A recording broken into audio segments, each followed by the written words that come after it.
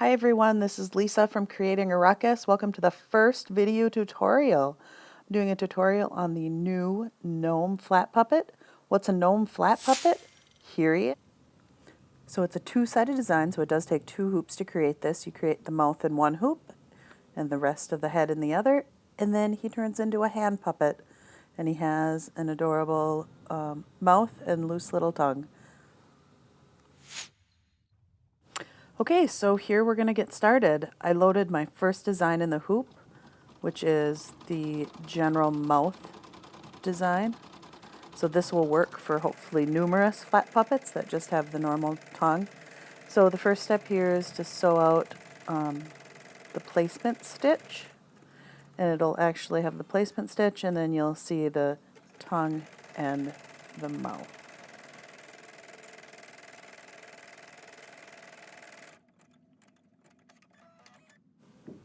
Okay, the next color is going to be the tongue detailing. So you want to place a piece of fabric over the tongue placement stitch, and this will just sew the one line down the middle of the tongue.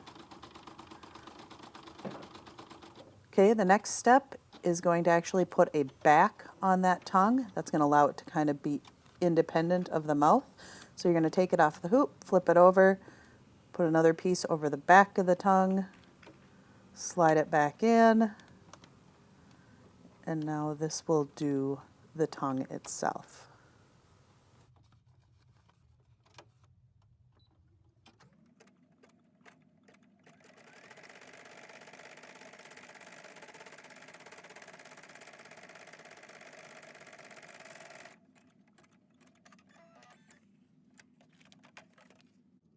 So here you can see I've taken it off the hoop, and so now I'm going to trim around the tongue on the front and the back. This trim doesn't have to be perfect. You can clean it up with a scissors on the final design.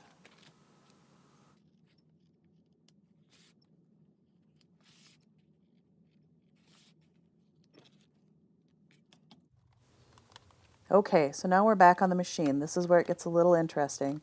So now you want to put whatever fabric you want to show on the mouth. So on the inside of the puppet, you want to slide that onto the back of the hoop. Make sure it's covering that placement line completely. And then you're also going to want to add your fabric that goes onto the kind of the mouth hole here. So then you'll sew that next one. So that attaches the mouth to the fabric that you want for the inside of the puppet, but it doesn't put any placement lines like around the outside, so it gives you a little bit more leeway when lining it up with the final design. So here you can see I'm just trimming that mouth. I wish I trimmed that fast in real life. Once again, you can clean this up when it's kind of off the machine if it makes it easier. Those curved embroidery scissors, though, are great for trimming in the hoop. So now we put it back on the machine, and we're going to run the final stitch. I should have moved the stabilizer here, but all this final stitch is kind of two placement lines. So that'll help you to line it up with the puppet itself. So that is the first hoop. So you can take it off the hoop. You can, and then tear it away.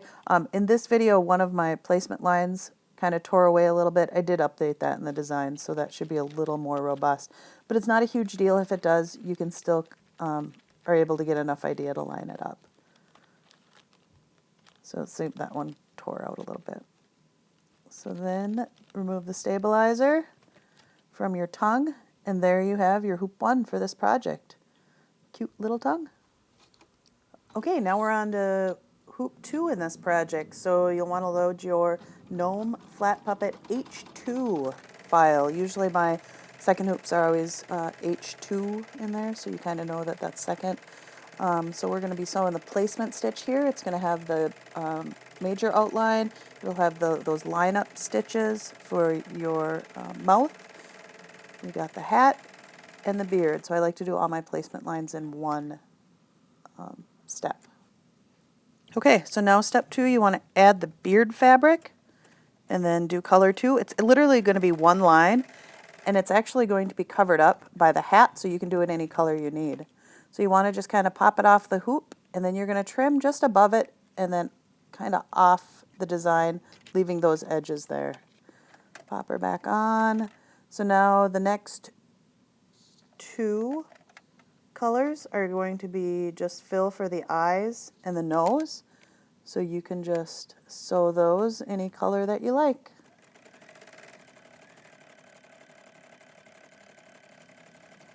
Feel free to super fast forward this section. It's not very exciting watching the eyes and nose stitch, but I found my software doesn't go much faster than this. So we'll see you at the end of the eyes and nose.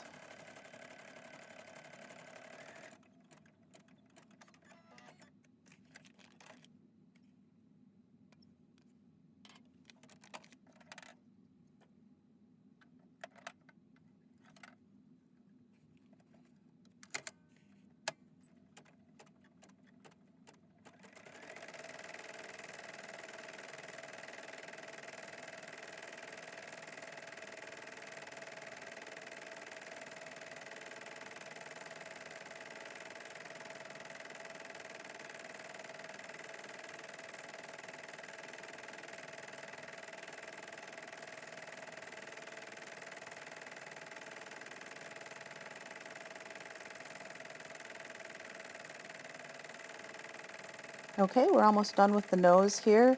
So now the next few steps are really where it's going to get a little interesting. You know, I like to do designs that think outside the box a little bit, and this one definitely does that.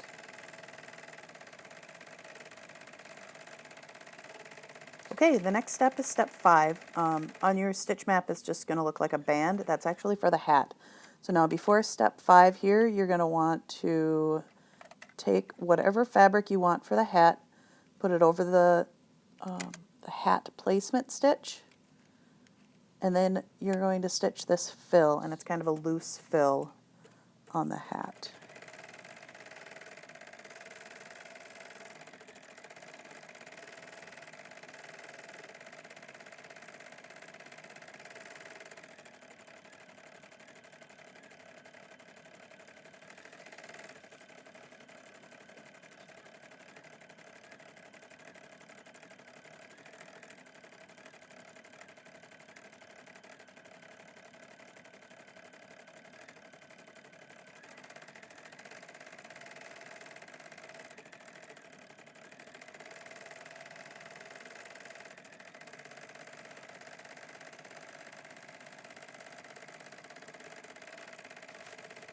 Okay, the hat's almost done stitching. So now the next step, I want to actually create the hat and I want to cover those stitches.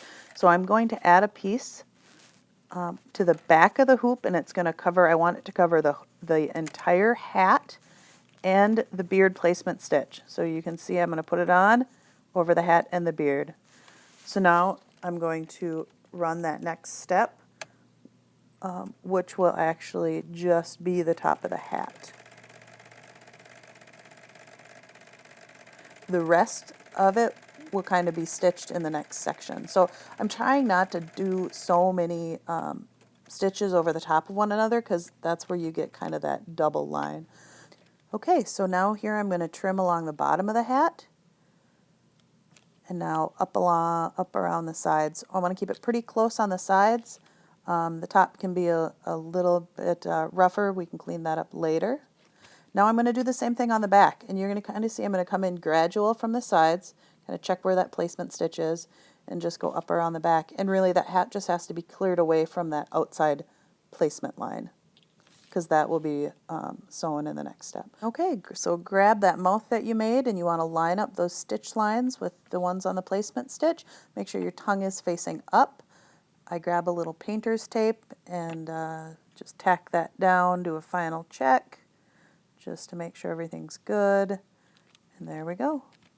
So now you want to add the pocket for the mouth, so you're going to add a piece that kind of lines up with those two placement tabs over the top. So you're going to slide it back in your machine. As you can see, it magically disappeared here because these are actually two different puppets, because I goofed up numerous times making these videos. So you can do it here too. So you're going to see me put on, that'll be the back side of the pocket. So it'll slide it up, align it with the placement stitch. So now we're on to the final stitch. So here we're going to stitch our final. I did it in white to kind of match the beard.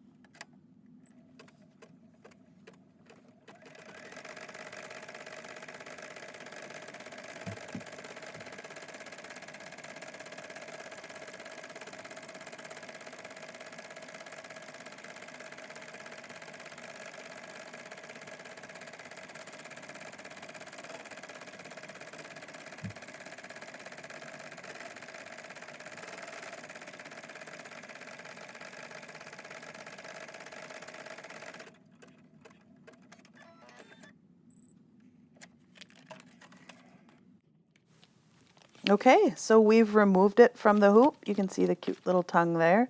So I'm going to take off the painter's tape, pop it out of the hoop. I'm going to remove the stabilizer. So the placement line, you'll kind of see that gets a little stringy. It is supposed to be wider, so that should come out, but sometimes you do have to clip a few. I usually clean all those up later, because yeah, it looks a little messy. But so I take the stabilizer out, so now I cut around the whole thing. I love using just a dressmaker shear for these long cuts. I think it makes a nice smooth cut. And then around the beard.